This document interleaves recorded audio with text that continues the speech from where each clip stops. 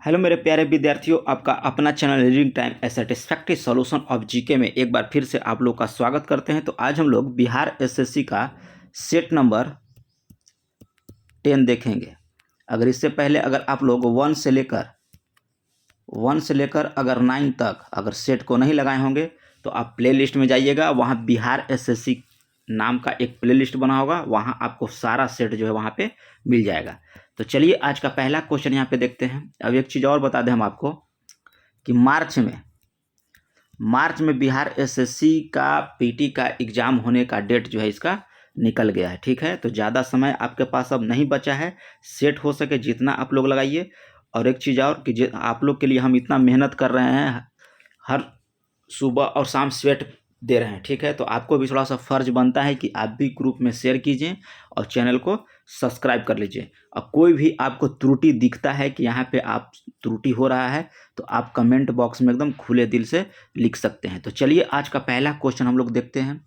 आज का पहला क्वेश्चन यहाँ पे हम लोग कह रहा है कि लौह इस्पात उद्योग के संदर्भ में कह रहा है कि शहर और राज्यों का निम्नलिखित में से कौन सा कार्य का युग्म सही है। तो यहाँ पे आपका हो जाएगा कि दुर्गापुर कहाँ है, करा कि सही है। तो दुर्गापुर आपका आसाम में नहीं है, ये आपका गलत है। कोरबा भी आपका बोकारो आपका बिहार में नहीं है, बोकारो आपको झारखंड में पड़ता है। कहाँ पड़ता है? झारखंड में। दुर्गापुर पड़ता है वेस्ट बंगाल में, याद रखिएगा। अब भिलाई पड़ता है आपका छत्तीसगढ़ में, ये आपका सही है। और राउरकेला पड़ता है ये शायद उड़ीसा में, राउरकेला उड़ीसा में पड़ता है। यहाँ पे होगा आपका सही, भिलाई आपका छत्तीसगढ़ में है। ठीक है।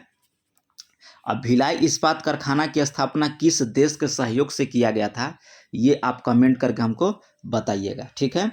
नेक्स्ट क्वेश्चन चलिए यहाँ पे दे रहा है कि निम्नलिखित में से कह रहा है कि कौन सा शास्त्रीय नृत्य अपने वर्तमान रूप में मुगल परंपरा से प्रभावित था। क्वेश्चन कह रहा है कि कौन सा शास्त्रीय नृत्य है जो अपने वर्तमान रूप में मुगल परंपरा से वह प्रभावित था। तो ये हो जाएगा आपको कथक। कथक जो है आपका मुगल परंपरा से वह प्रभावित था। कथक भारतीय शास्त्रीय नृत्य 8 विधाओं में से एक है, जहां उत्तर प्रदेश में यह उत्पन्न हुआ था। कहाँ हुआ था? उत्तर प्रदेश में यह उत्पन्न हुआ था। और भारत में मुगलों के आगमन के साथ ही कथक जो है 16वीं शताब्दी में मुगल दरबार में प्रवेश किया गया था। चलिए नेक्स्ट क्वेश्चन यहाँ पे देखते हैं। कह रहा है कि भारतीय संविधान का 74वां संशोधन अधिनियम 1992 कह रहा है किससे संबंधित था। क्या कह रहा है? 74वां। तो 74वां आपका हो जाएगा किसके? नगर पालिका से हो जाएगा। 74वां संविधान संशोधन जो था आपको नगर पालिका से था। और इसमें पूछेगा कि कितने विषय थे, तो याद रखिएगा कि इसमें आपका 18 विषय थे। किसमें? नगर पालिका में। अब 73वां संविधान संशोधन पूछेगा, ये भी 1992 में हुआ था, 92-93 था, लेकिन 92 आप याद रखिएगा, वो था आपको पंचायती राज्य से। चलिए, और 1992 में संसद के द्वारा पारित किया गया था। ठीक है। 20 अप्रैल 1993 ईस्वी को भारत के राष्ट्रपति जो हैं इसको सहमति दिए थे। ठीक है, भारत के राष्ट्रपति सहमति दिए थे। और शहरी स्थानीय निकाय को शहर और कस्बों में शासन की सबसे निचली इकाई के रूप में स्थापित करने और शक्तियों के हस्तांतरण करने को अनिवार्य किया गया था। किसको? नगर पालिका का। याद रखिएगा 74वां संविधान संशोधन 1992। नेक्स्ट क्वेश्चन यहाँ पे थोड़ा सा देखिए क्या कह रहा है कि निम्नलिखित में से कौन सा कह रहा है कि संयुक्त राष्ट्र के संस्थापक सदस्य से नहीं है। तो ये आपका जर्मनी जो है ये आपका संयुक्त राष्ट्र के संस्थापक सदस्यों में से नहीं था। 18 सितंबर 1973 ईस्वी को संयुक्त राष्ट्र के पूर्ण सदस्यों के रूप में शामिल किया गया था। किसको? जर्मनी को। ठीक है, लेकिन अतः 3 अक्टूबर 1990 को पूर्वी एवं पश्चिमी जर्मनी का विलय हो गया, जो शीत युद्ध के युग समाप्ति का प्रतीक था। जर्मनी संयुक्त राष्ट्र के संस्थापक सदस्य आपका नहीं था उस समय। ठीक है, क्यूबा, यूएसए और फ्रांस जो है यूएनए के संस्थापक सदस्य थे। कौन थे? क्यूबा थे, यूएसए और फ्रांस जो थे उस समय आपका संस्थापक सदस्य थे, लेकिन जर्मनी आपका उस समय नहीं था। नेक्स्ट क्वेश्चन यहाँ कह रहा है कि गुजरात के अलावा, ठीक है, विवाहित महिलाओं द्वारा की जाने वाली जीविती पूजा जीवती या जीतिया, देखिए जीबूती या जीवती कह रहा है कि मुख्य पूजा के रूप से केंद्र शासित प्रदेश या राज्य में मनाया जाता है। ठीक है, कह रहा है गुजरात के अलावा विवाहित महिलाओं के द्वारा अन्य किस राज्य में भी मनाया जाता है। तो इसमें आप याद रखिएगा कि ये हो जाएगा आपको महाराष्ट्र में। कहाँ होगा? महाराष्ट्र में। नेक्स्ट क्वेश्चन यहाँ पे दिया है, थोड़ा सा पीडीएफ बनाने में दिक्कत नहीं हो रहा है। पीडीएफ का और ना कि उसमें बुक में थोड़ा सा कहीं कहीं जो है वो थोड़ा सा लिखा हुआ है ना। अब जैसे ही इसमें आपका आज 10वां सेट चल रहा है, 5 सेट और इस किताब का बचेगा, यानी किरण का। जैसे ही 5वां सेट आपको यानी कि 5 सेट और ख़त्म है, यानी कि टोटल 15 सेट कराने के बाद हम प्लेटफॉर्म का कराएंगे। प्लेटफॉर्म का भी सेट जो है अच्छा माना जाता है। ठीक है, प्लेटफॉर्म का या कोई भी नया सेट आएगा जो अगर आपको मालूम है कि हाँ ये सर जी है सेट नया आया है, तो हम उस सेट आप बोलिएगा, उसी सेट को हम कंटिन्यू कर देंगे। ठीक है, ऐसे हमारे दिमाग में चल रहा है कि प्लेटफॉर्म का सेट इसके बाद स्टार्ट किया जाएगा, क्योंकि प्लेटफॉर्म का सेट भी जो है एग्जाम के पैटर्न पर ही वो भी बनाता है। ऐसे किरण भी ये सेट भी है, ये भी बहुत पुराना है, आज का ये पब्लिकेशन नहीं है किरण, बहुत पुराना पब्लिकेशन है। देखिए इसमें कह रहा है किस शासक ने दीन इलाही के नाम से एक नई जीवन शैली या धर्म की शुरुआत किया था। तो ये किया था आपको अकबर के द्वारा। अकबर के द्वारा जो है दीन इलाही या ईश्वर का धर्म, या ईश्वर का धर्म ही कहते हैं। और 1582 ईस्वी में मुगल सम्राट अकबर के द्वारा शुरू की गई धार्मिक मान्यताओं का एक प्रणाली था। कब किया था? तो 1582 ईस्वी में इसमें किया था। इसका उद्देश्य जो था इस्लाम हिंदू जो धर्म को एक धर्म मिलाना, जिसमें ईसाई धर्म, पारसी धर्म और जैन धर्म को पहलू में शामिल थे। इसमें पहले से वो शामिल थे, लेकिन मुसलमान और हिंदू धर्म को कह रहा है कि इसमें शामिल करना था। यही इसका जो है उद्देश्य था इलाही धर्म का, दीन इलाही का। इसका मतलब क्या होता है? इलाही, दीन इलाही का हिंदू, दीन इलाही का मतलब हमको बताते हैं, इसका होता है कि ईश्वर का धर्म। क्या था? ईश्वर का धर्म। 7 नंबर क्वेश्चन यहाँ पे दिया है कि पहली बार, क्वेश्चन कर रहा है कि पहली बार किस भारतीय मुख्यमंत्री ने स्वतंत्रता दिवस कह रहा है कि राष्ट्रीय ध्वज फहराया। खाली स्थान, पहली बार किसी भारतीय ने कह रहा है कि मुख्यमंत्री ने स्वतंत्रता दिवस पर राष्ट्रीय ध्वज फहराया था। तो याद रखिएगा कि 15 अगस्त 1974 ईस्वी को। ठीक है, कब पढ़ाया था? तो 15 अगस्त 1974 को। 1973 तक जो है मुख्यमंत्री को गणतंत्र दिवस या स्वतंत्रता दिवस पर राष्ट्रीय ध्वज फहराने का अधिकार नहीं था, लेकिन राज्यपाल जो थे राज्यों के राजधानियों में केंद्र के प्रतिनिधि के रूप में दोनों अवसरों पर राष्ट्रीय ध्वज फहराते थे। ठीक है, लेकिन जब 15 अगस्त 1974 को करुणानिधि ने चेन्नई के फोर्ट सेंट जॉर्ज में राष्ट्रीय ध्वज फहराने वाले तमिलनाडु के पहले मुख्यमंत्री बने थे। कौन बने थे? यानी कि 74 से पहले कह रहा है, यानी कि 73 तक जो है राज्यपाल फहराते थे। लेकिन ठीक है, लेकिन 15 अगस्त 1974 को करुणानिधि जो चेन्नई के फोर्ट सेंट जॉर्ज में राष्ट्रीय ध्वज फहराने वाले तमिलनाडु की पहले मुख्यमंत्री बनी थी। अगला देखिए, कह रहा है कि निम्न में से किसका संबंध जो है तीसरे आंग्ल मैसूर युद्ध और भारत में लोक सेवा की शुरुआत से हुआ था। तो ये आपको हुआ था लॉर्ड कॉर्नवालिस के द्वारा। किसके द्वारा? लॉर्ड कॉर्नवालिस के द्वारा। याद रखिएगा कि 1790 ईस्वी। कब? 1790 ईस्वी में। तीसरा आंग्ल मैसूर कब हुआ था? 1790 से 1792 ईस्वी के बीच।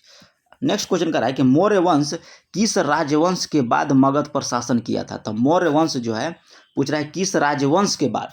तो इसमें आप याद रखिएगा कि नंद वंश के बाद। किसके बाद? नंद वंश के बाद जो है वो शासन किया था। 343, याद रखिएगा 343 और 321 ईसा पूर्व, 343 और 321 ईसा पूर्व के बीच जो है नंद वंश ने उत्तर भारत में मगध पर शासन किया। और नंद वंश जो है मौर्य के राज्य वंश से ठीक पहले का वंश था। ठीक है, मौर्य वंश से ठीक क्या बोलते हैं, राजवंश से ठीक पहले का था। और नंद वंश को चंद्रगुप्त मौर्य ने अपने गुरु चाणक्य की मदद से नष्ट किया था। नंद वंश को जो है चंद्रगुप्त मौर्य ने अपने गुरु चाणक्य की मदद से है नंद वंश को समाप्त किया था। नेक्स्ट क्वेश्चन कह रहा है कि निम्नलिखित में से कौन सा भारतीय रिजर्व बैंक के मौद्रिक नीति का एक अंग आपका कह रहा है कि नहीं है, तो ये आपको हो जाएगा जीएसटी। क्या हो जाएगा? जीएसटी जो है आपका ये नहीं है। नेक्स्ट क्वेश्चन यहाँ पे दिया है कि निम्नलिखित में से कौन सा कह रहा है कि दुनिया की सबसे ऊंची प्रतिमा है, तो दुनिया की सबसे ऊंची प्रतिमा को भारत में स्थित है statue of unity. Statue of unity किसका है? सरदार वल्लभ भाई पटेल का है, जो 182 मीटर ऊंचा है, याद रखिएगा। कहाँ है? यह गुजरात में है। गोवा की पहली महिला राज्यपाल कौन थी? तो कह रहा है गोवा की पहली महिला राज्यपाल, याद रखिएगा कि मृदुला सिन्हा थी। कौन थी? मृदुला सिन्हा को अगस्त 2014 से अक्टूबर 2019 तक जो है गोवा की पहली महिला राज्यपाल थी। कब? याद रखिएगा कि 2014 से लेके 2019 तक। ठीक है, 2014 से लिख लीजिएगा 2019 तक। कौन थी? मृदुला सिन्हा जो थी गोवा की पहली महिला राज्यपाल थी। नेक्स्ट क्वेश्चन कर रहा है कि राम प्रसाद बिस्मल, चंद्रशेखर आजाद और भगत सिंह को किस संगठन से आपका जुड़े हुए थे? तो ये जुड़े हुए थे हिंदुस्तान सोशलिस्ट रिपब्लिकन एसोसिएशन से, यह जुड़े हुए थे। किससे? हिंदुस्तान सोशलिस्ट रिपब्लिकन एसोसिएशन से। नेक्स्ट क्वेश्चन यहाँ पे दिया है कि वीडियो सहायक रेफरी यानी कि VAR प्रणाली का उपयोग किस खेल में किया जाता है? तो वीडियो सहायक रेफरी प्रणाली का उपयोग जो है ये आपको किया जाता है फुटबॉल में। किस में किया जाता है? फुटबॉल में जो है वीडियो सहायक रेफरी प्रणाली का उपयोग फुटबॉल खेल में किया जाता है। नेक्स्ट क्वेश्चन है कि शांताराम निम्न में से किस खेल के द्वारा रचित उपन्यास है? किसका? शांताराम। तो इसमें आप याद रखिएगा कि ग्रेगरी डेविस रॉबर्ट्स का है, ग्रेगरी डेविस रॉबर्ट्स का। नेक्स्ट क्वेश्चन यहाँ दिया है कि निम्नलिखित में से कौन सा प्रसिद्ध सहगल ढीलो शाह नवाज मुकदमा के बचाव पक्ष के वकीलों में से एक थे? तो ये आपको थे जवाहरलाल नेहरू के द्वारा। नेक्स्ट क्वेश्चन है कि किस राज्य में आदि शंकराचार्य की 108 फीट ऊंची प्रतिमा समानता की प्रतिमा का लोकार्पण किया है? तो पूछ रहा है किस राज्य में? तो याद रखिएगा कि यह मध्य प्रदेश में आपका बना है। कब बना था? तो 2023 में। याद रखिएगा 2000 यानी 18 सितंबर 2023 को मुख्यमंत्री ने शिवराज सिंह चौहान ने इंदौर से लगभग 80 किलोमीटर दूर जो है खंडवा जिले के मधानता शहर में, ठीक है, वहाँ पे किया था। 108 फीट ऊंची प्रतिमा है, वो भी आप याद रखिएगा। अगला है कि 1991-92 में पहले खाली स्थान विश्वनाथन आनंद को प्रदान किया गया था। तो ये आपको दिया गया था राजीव गांधी खेल रत्न पुरस्कार जो है आपको विश्वनाथन आनंद को 1991-92 में पहली बार मिला था। किसको? विश्वनाथन आनंद को राजीव गांधी खेल रत्न पुरस्कार।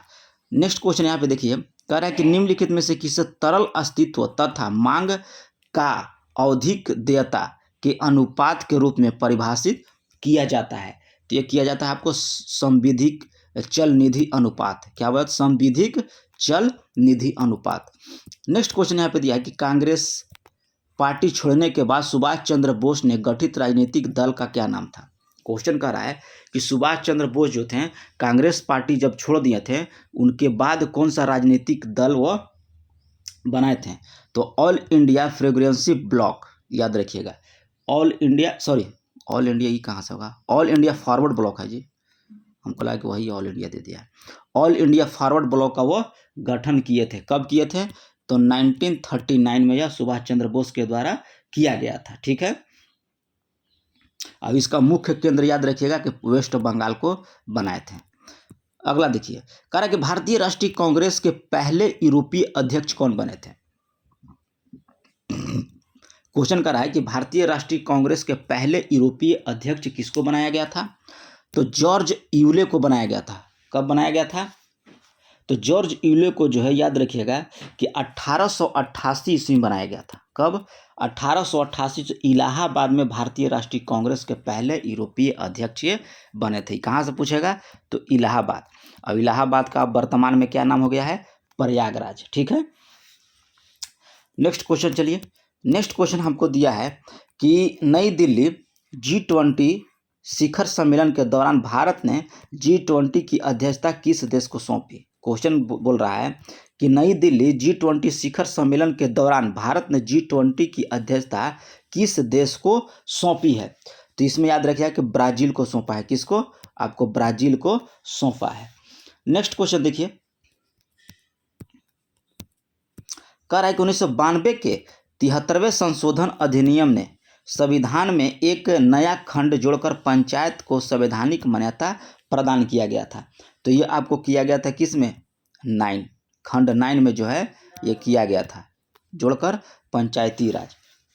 चलिए, अब पंचायती राज जो है अनुच्छेद 243 से याद रखिएगा, कितना? अनुच्छेद 243 से लेकर 243 ओ तक जितना भी अनुच्छेद है इसके बीच में आपको सारा जो है पंचायती राज से संबंधित है। और पंचायती राज में विषयों की संख्या कितना है? आपको 29 है। और नगर पालिका में कितना बोले थे आपको? 18 विषय हैं, याद रखिएगा। नेक्स्ट क्वेश्चन करा है कि लॉर्ड रिपन के द्वारा हंटर कमीशन की नियुक्ति किस वर्ष किया गया था? तो ये आपको किया गया था 1882 ईस्वी में जो है 3 फरवरी, याद रखिएगा 3 फरवरी 1882 ईस्वी को शिक्षा के क्षेत्र में था हंटर।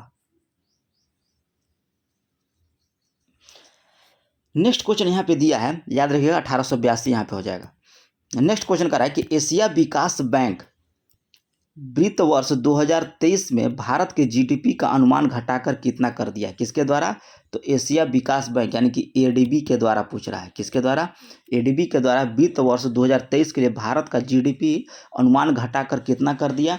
तो ये आपको कर दिया 6.3%, घटाकर कितना कर दिया है? 6.3% है। पहले कितना कहा था ये? तो 6.4 बोला था, लेकिन फिर इसको घटाकर 6.3 कर दिया।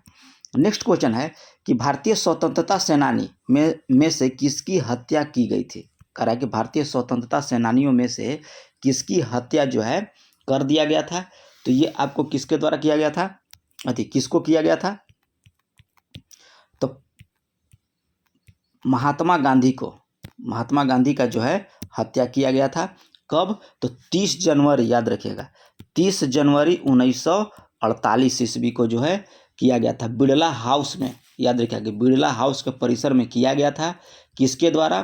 तो नाथूराम विनायक गोडसे के द्वारा जो है गोली मारकर उनकी हत्या किया गया था। और शहीद दिवस के रूप में मनाया जाता है, याद रखिएगा 30 जनवरी को हम लोग शहीद दिवस के रूप में मनाते हैं। नेक्स्ट है कि Yashobhoomi India international convention and expo centre का उद्घाटन किस राज्य संघ शासित प्रदेश में किया गया? कौन सा करा है? Yashobhoomi India international convention and expo centre का उद्घाटन जो है करा है किस राज्य केंद्र शासित प्रदेश में किया गया है? तो ये किया गया है आपको दिल्ली में। किसके द्वारा किया गया था? तो प्रधानमंत्री मोदी के द्वारा जो है किया गया था। नेक्स्ट क्वेश्चन याद रखिएगा कि सबरीमाला श्री अयप्पा मंदिर किस राज्य में स्थित है? कह रहा है कि सबरीमाला श्री अयप्पा मंदिर जो है किस राज्य में स्थित है? तो ये आप याद रखिएगा कि यह केरला में स्थित है। कहाँ है? केरला में है। नेक्स्ट क्वेश्चन यहाँ पे देखिए, मनु ने एक ऐसे समुद्र के बारे में लिखा जो इतना खरा है उसे डूबना बहुत मुश्किल है, इस समुद्र का नाम बताइए। कह रहा है कि मनु ने एक ऐसे समुद्र के बारे में लिखा है जो इतना खरा, उसका पानी कितना है? बहुत खरा है, और वहाँ डूबना बहुत ही मुश्किल है। तो कह रहा है कि इसमें समुद्र का नाम बताइए। तो ये हो जाएगा आपको मृत सागर। क्या हो जाएगा? मृत सागर हो जाएगा आपका। मृत सागर का घनत्व याद रखिएगा कि 1.24 किलोग्राम प्रति लीटर है मृत सागर का। नेक्स्ट क्वेश्चन कर रहा है कि निम्नलिखित में से कौन सा कर रहा है कि भारत का एकमात्र सक्रिय ज्वालामुखी द्वीप है? तो ये आपका होगा बैरन। बैरन जो है भारत का एकमात्र क्या बोलते हैं सक्रिय ज्वालामुखी है। यह अंडमान निकोबार द्वीप में स्थित है। कहाँ है? अंडमान निकोबार द्वीप में स्थित है ये। नेक्स्ट क्वेश्चन है कि निम्नलिखित में से किस विकल्प में प्रदर्शित नाभिकीय शक्ति संयंत्र एक उसके राज्य में युग्म सुमेलित आपका कह रहा है कि नहीं है? कह रहा है कि नाभिकीय शक्ति संयंत्र एक तरफ दिया है और राज्य दिया है, कह रहा है कि सुमेलित आपका नहीं है। तो यहाँ पे दिया देखिए कैगा कहाँ है आपका? तो कैगा आपका हो जाएगा कर्नाटक में, ये सही है आपका। कुड़कनुकुलम ये आपका तमिलनाडु में है। काकड़ापाड़ा आपका गुजरात में है। कल्पक्कम यहाँ दिया है कर्नाटक में, कल्पक्कम आपका तमिलनाडु में है। कहाँ है? तमिलनाडु में है। तो ऑप्शन हो जाएगा 4, यही आपका गलत है। कल्पक्कम कर्नाटक में नहीं, कल्पक्कम आपका तमिलनाडु में है। नेक्स्ट क्वेश्चन है कि भारत की संसद खाली स्थान सदनों में विभाजित है। तो भारत का संसद जो है आपको 2 सदनों में विभाजित है, एक राज्यसभा और दूसरा लोकसभा में है। नेक्स्ट क्वेश्चन है कि MICR में R का पूर्ण रूप क्या है। पूछ रहा है कि MICR जो है उसका R का पूर्ण रूप क्या है। तो हो जाएगा रिकोग्रीसन, ठीक है। रिकोग्रीसन जो है MICR में R का पूर्ण जो है आपका रिकोग्रीसन है। और MICR का फुल फॉर्म आप कमेंट करके पूरा बताइएगा। नेक्स्ट क्वेश्चन है कि मेगास्थनीज एक राजदूत था जिससे खाली स्थान शासक खाली स्थान के दरबार में भेजा गया था। तो मेगास्थनीज जो चंद्रगुप्त मौर्य का शासक था और उसको सेल्यूकस निकेटर का राजदूत के रूप में उसको भेजा था। तो यहाँ पे देखिए कहाँ है, एप्पल, यूनान और चंद्रगुप्त, ठीक है। नेक्स्ट क्वेश्चन है कि यदि किसी व्यक्ति ने जनगणना से पूर्व वाले वर्ष में खाली स्थान महीनों से कम समय तक के लिए काम किया है तो उसे सीमांत रोजगार वाले व्यक्ति कहा जाएगा। तो इसमें हो जाएगा 6, क्या हो जाएगा 6। कह रहा है कि यदि किसी व्यक्ति ने जनगणना से पूर्व वाले वर्ष में यानी कि 6 महीनों से कम समय तक काम किया है तो उसे सीमांत रोजगार वाले व्यक्ति कहा जाएगा। तो यहाँ हो जाएगा आपका 6 महीना। अगला दिया है 36 नंबर कि भारतीय संविधान का निम्नलिखित में से कौन सा अनुच्छेद जो है जीवन और व्यक्तिगत स्वतंत्रता का सुरक्षा प्रदान करता है। क्वेश्चन कर रहा है कि भारतीय संविधान का कौन सा अनुच्छेद जो है आपको जीवन और व्यक्तिगत स्वतंत्रता का सुरक्षा प्रदान करता है। तो यह अनुच्छेद 21, याद रखिएगा कि अनुच्छेद 21 जो है हम लोग को जीवन और व्यक्तिगत स्वतंत्रता का सुरक्षा प्रदान करता है। नेक्स्ट क्वेश्चन यहाँ पे दिया 370 आपका जम्मू कश्मीर से। फील्ड हॉकी में साइड लाइन की लंबाई कितनी होती है। कह रहा है कि फील्ड जो है हॉकी का उसका साइड लाइन की जो होती है उसका पूछ रहा है कि लंबाई कितना होता है। तो उसका लंबाई होता है 91.4 मीटर। कितना होता है 91.4 मीटर जो होता है साइड की लंबाई हॉकी होती है, किसकी, हॉकी की। नेक्स्ट क्वेश्चन यहाँ पे दिया है कि निम्नलिखित में से कौन सा उपन्यास जो है E.M. फॉरेस्टर के द्वारा लिखा गया है। तो यह लिखा गया है a passage to India. A passage to India जो है E.M. फॉरेस्टर के द्वारा लिखा गया है।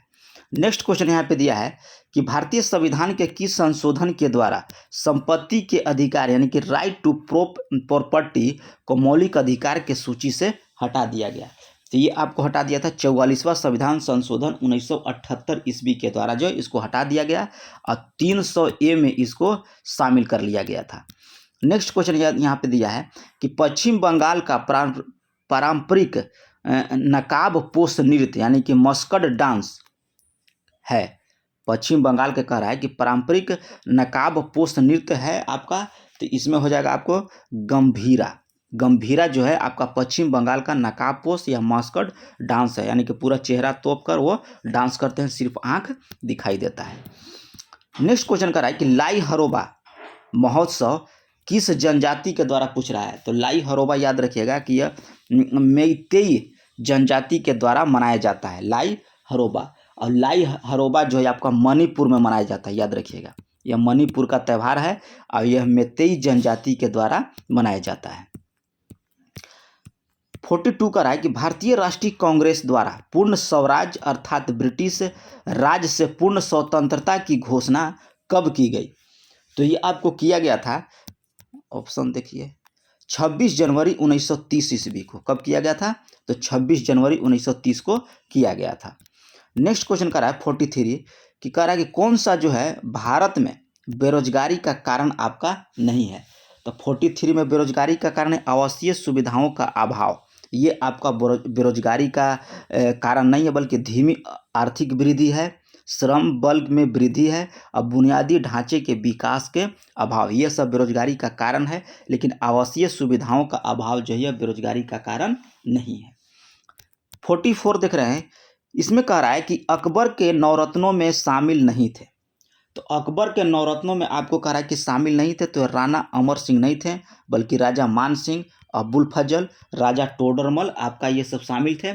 इसमें एक और बताते हैं, मियाँ तानसेन, अब्बुल फजल, राजा मानसिंह, राजा टोडरमल, मुल्ला दो प्याजो, फ़कीर अजाउद्दीन, अब्दुल रहीम खाना खान, ये सब जो थे आपका अकबर के नवरत्न थे, लेकिन राणा अमर सिंह नवरत्न के नहीं थे, नवरत्न में शामिल नहीं थे। नेक्स्ट क्वेश्चन है कि मुगल बादशाह औरंगजेब ने अपनी पत्नी दिलरास बानो बेगम की याद में करा किस मुगल सम्राट का किस मुगल स्मारक का निर्माण कराया था? कौन कह रहा है कि मुगल बादशाह औरंगजेब ने कहा है कि अपनी पत्नी दिलरस बानो बेगम की याद में करा किस मुगल स्मारक का निर्माण किया गया? तो ये आपको किया था बीबी का मकबरा। क्या किया था? बीबी का मकबरा जो है 1660 ईस्वी में किया था। कब किया था? 1660 ईस्वी में। ठीक है। अब ये ताजमहल जैसी है। ठीक है, ताजमहल जैसे ही देखने में ये दिखता है। इसको ताजमहल का फूअर नकल भी कहा जाता है। किसको? बीबी के मकबरा का। अब बीबी का मकबरा याद रखिए कि औरंगाबाद के महाराष्ट्र के औरंगाबाद में है। कैलाश पर्वत कह रहा है कि निम्नलिखित में से किस क्षेत्र में स्थित है? तो कैलाश पर्वत आपका तिब्बत में है। कहाँ है? कैलाश पर्वत तिब्बत में।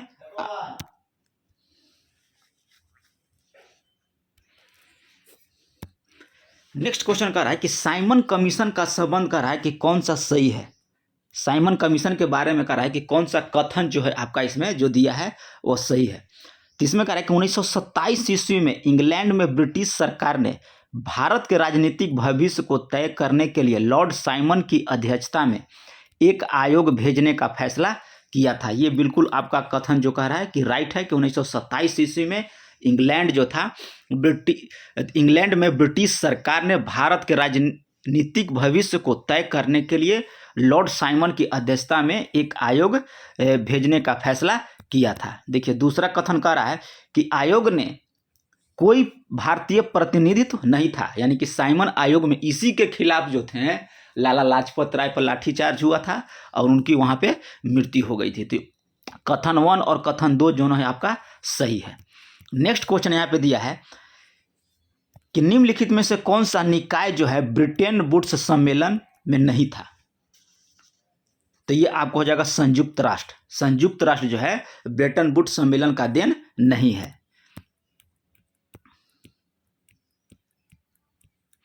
नेक्स्ट क्वेश्चन कर रहा है कि HVJ पाइपलाइन होकर नहीं गुजरती है। कह रहा है कहाँ से होकर नहीं गुजरती है? तो ये कर्नाटक से नहीं गुजरती है बल्कि राजस्थान, गुजरात और मध्य प्रदेश से होकर गुजरती है। कर्नाटक से होकर नहीं गुजरती है। HVJ का पूरा नाम क्या जानते हैं? हजीरा विजयपुर और जगदीशपुर पाइपलाइन है इसका नाम पूरा। HVJ का पूरा नाम क्या है? हजीरा विजयपुर और जगदीशपुर नाम है। कर्नाटक से होकर यह नहीं जाती है। नेक्स्ट क्वेश्चन यहाँ पे दिया है कि USA ओपन 2023 में पुरुष एकल का खिताब जीतने वाला नोवाक जोकोविच जो कह रहा है किस देश का खिलाड़ी है? तो इसमें आप याद रखिए कि वो सर्बिया का है। कहाँ का है? सर्बिया का आपका नोवाक जोकोविच है। नेक्स्ट क्वेश्चन देखिए यहाँ 51 नंबर में कह रहा है, यहाँ से आप लोग का हो जाता है बायोलॉजी का सवाल, साइंस का सवाल। और साइंस में याद रखिएगा कि बायो का लेवल जो है बहुत ज़्यादा रहता है, यानी कि 25 गो साइंस अगर इसमें पूछना है तो आपको बायो का 10 क्वेश्चन पूछेगा और 15 गो में से आपको फिजिक्स और केमिस्ट्री डालेगा। ठीक है, उसी में से आपको पर्यावरण का भी रहेगा, तो ज़्यादा बायो पढ़िएगा। इसमें कह रहा है कि निम्नलिखित में से कौन सा कह रहा है कि विष पैदा करने वाले जीवाणु है जो मलाई, पनीर या दूध को खराब कर उनका जो है स्वाद कड़वा या खट्टा कर देते हैं? तो इसमें आप लगा लीजिएगा, उत्तर में हो जाएगा आपको बैसिलस सीरियस। ये सब जीवाणु जो है आपको दूध या मलाई में या पनीर में रहते हैं और उसको स्वाद जो है कड़वा या खट्टा कर देते हैं। नेक्स्ट क्वेश्चन कर रहा है कि शर्करा को एथिल एल्कोहल और कार्बन डाइऑक्साइड में परिवर्तित करने के लिए ईस्ट कह रहा है कि कुछ प्रकार के जीवाणु या किसी अन्य सूक्ष्म जीव द्वारा पूरी की जाने वाली जैव प्रौद्योगिकी प्रक्रिया क्या है? तो इसमें आप याद रखिएगा कि एल्कोहलिक किण्वन है। नेक्स्ट क्वेश्चन है कि एंटोइन लीवेनहॉक ने 17वीं शताब्दी के अंत में कह रहा है कि दिए गए किसकी खोज के लिए वह जाना जाता है? तो ये जाना जाता है आपको जीवाणु और प्रोटोजोआ को अवलोकन के लिए। ठीक है। नेक्स्ट क्वेश्चन यहाँ पे दिया है कि उस शब्द को पहचान करें जिसका अर्थ आवर्त सारणी का ऊर्ध्वाधर स्तंभ है। तो ऊर्ध्वाधर स्तंभ आपका हो जाएगा समूह, क्या कहेंगे उसको हम लोग समूह बोलते हैं। नेक्स्ट क्वेश्चन कर रहा है कि किस कृमि के कारण जो है फिल पाँव रोग होता है। तो ये इसमें होता है आपको फिल पाँव में होता है फाइलेरिया कृमि के कारण। जो देखते हैं कि पैर किसी का पूरा बड़ा मोटा हाथी की तरह हो जाता है, उसी का कह रहा है फाइलेरिया कृमि कारण होता है। इसमें कह रहा है कि खाली स्थान किसी वस्तु में मौजूद पदार्थ की मात्रा के रूप में परिभाषित किया जाता है। तो इसमें आपको किया जाता है द्रव्यमान। द्रव्यमान को किसी वस्तु में मौजूद जो है पदार्थ की मात्रा के रूप में परिभाषित किया जाता है। नेक्स्ट क्वेश्चन का रहा है गैसों का कौन सा गुण है इन्हें सुहवास बनाता है।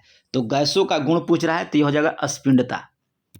नेक्स्ट क्वेश्चन देखिए यहाँ पर दिया है कि 3 प्रतिरोधक 5 ओम, 6 ओम और 4 ओम की श्रेणी में जोड़ा जाता है तो कुल प्रतिरोध क्या होगा। श्रेणी में कहेगा तो सीधे आप जोड़ दीजिएगा। ऐसे सूत्र तो ऐसे होता है आपका R बराबर होता है R1 श्रेणी क्रम का, R2 प्लस R3, ठीक है, डैश डैश अनंत तक जाएगा, इस श्रेणी क्रम का हो गया। और इसी में पूछेगा समानांतर क्रम तो वो होता है 1/R बराबर 1/R1 प्लस 1/R2, ठीक है।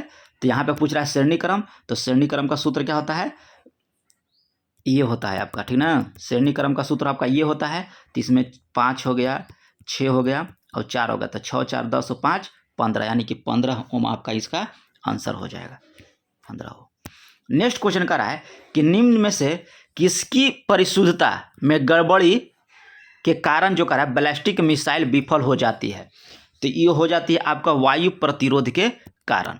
नेक्स्ट है कि मनुष्य स्तनपायी से उसी प्रकार संबंध है जिससे सांप। तो सांप क्या होता है, तो सांप आपका होता है सरीसृप। नेक्स्ट क्वेश्चन का रहा है कि कार्य किस पर आपका निर्भर नहीं करता है। तो संवेग पर निर्भर नहीं करता है, F और S पर करता है, उसके बीच पर, बीच के कोण पर, विस्थापन पर और बल पर निर्भर करता है, क्योंकि होता है Fs cos थीटा, याद रखिएगा Fs cos थीटा। तो F पर भी, बल पर भी और विस्थापन पर भी निर्भर करेगा, ठीक है, इस संवेग पर निर्भर नहीं करता है। नेक्स्ट क्वेश्चन का रहा है कि 1 किलोवाट 1 kWh बराबर कितना होता है। तो ये आपको होता है 3.6 × 10⁶ जूल। नेक्स्ट है कि पादप हार्मोन नहीं है। तो पादप हार्मोन का रहा है कि 63 का। तो एड्रेलिन आपको पादप हार्मोन नहीं है, एड्रेलिन जो शरीर में पाया जाने वाला है, तो पादप हार्मोन नहीं है। अगला क्वेश्चन का रहा है 64 नंबर कि विखंडन के द्वारा पुनः उत्पन्न किया जाता है। तो विखंडन के द्वारा अस्पाइरोगाइरा जो है आपको विखंडन के द्वारा पुनः उत्पन्न किया जा सकता है। आधुनिक आवर्त सारणी में किस आवर्त में 32 तत्व हैं। तो आपको हो जाएगा आवर्त 6 में आपका 32 तत्व हैं। ऐसे होता है 2 8 18 18 और एक होता है आपका 2 8 18 18, दूसरा और तीसरा में 8 8 होता है जी। देखो देखिए, इसमें 6 बार आंसर लगा लीजिएगा। लेकिन पहला आवर्त पूछेगा तो याद रखिएगा 2, दूसरा आवर्त पूछेगा तो उसमें हो जाएगा आपको 8 तत्व, तीसरा पूछेगा तो उसमें भी 8 होता है, चौथा में आपको हो जाएगा 18, अब पांचवा में भी याद रखिएगा कि हो जाता है आपको 18 और छठा में हो जाएगा आपका 32 तत्व। यहीं पूछ रहा है कि 32 तत्व किस में होते हैं, तो छठे आवर्त में। चौथे और पांचवें में याद रखिएगा कि 18 18, दूसरे और तीसरे में आपको 8 8 तत्व होते हैं। नेक्स्ट क्वेश्चन का रहा है कि निम्नलिखित में से कौन सी धातु में खुले में रहने पर तुरंत आग जल लगती है, आग मतलब लग जाती है। तो ये हो जाएगा सोडियम और पोटेशियम, जो है जैसे ही खुला रहेगा वो आग लग जाएगा। इसी चलते सोडियम और पोटेशियम को कहाँ रखना चाहिए, तो आपको किरोसिन के तेल में रखना चाहिए। किरोसिन के तेल में रखा जाता है सोडियम और पोटेशियम को। नेक्स्ट क्वेश्चन है कि निम्नलिखित में से किसकी तुलना जो है सैनिकों से की जा सकती है। तो ये होता है आपका सैनिकों से कह रहा है, तो श्वेत रक्त कण की जो है, क्योंकि रोग प्रतिरोधक क्षमता जो है श्वेत रक्त का ही होता है काम।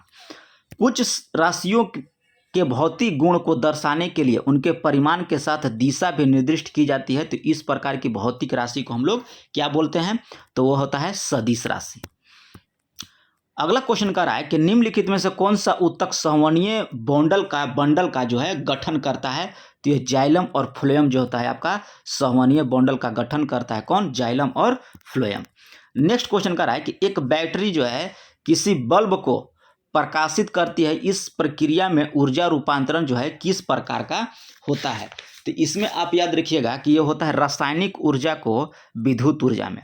बैटरी क्या करेगा? रासायनिक ऊर्जा को आपको विद्युत ऊर्जा में बदल देगा। आगे यहाँ पे दिया है 71 नंबर के कि कौन सा कथन कह रहा है कथन कि आपका गलत है। तो इसमें हो जाएगा कि वस्तु का भार ध्रुवों पर निम्नतम और विषुवत रेखा पर अधिकतम होता है। ये गलत है आपका। विषुवत रेखा पर निम्नतम और ध्रुवों पर अधिकतम होता है। नेक्स्ट क्वेश्चन यहाँ पे दिखाइए क्या कह रहा है कि एक निश्चित तापमान पर वायु का दबाव का अनुपातिक होता है। तो ये होता है आपको घनत्व।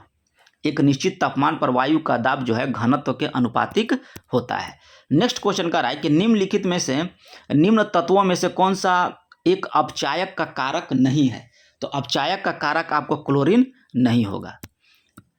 पृथ्वी की सतह से h गहराई पर तथा पृथ्वी की सतह से h ऊंचाई पर गुरुत्वाकर्षण का अनुपात क्या होगा? जहां पृथ्वी की त्रिज्या कह रहा है, त्रिज्या जो हो जाए आपका h के साथ रैखिक ढंग से बढ़ेगा।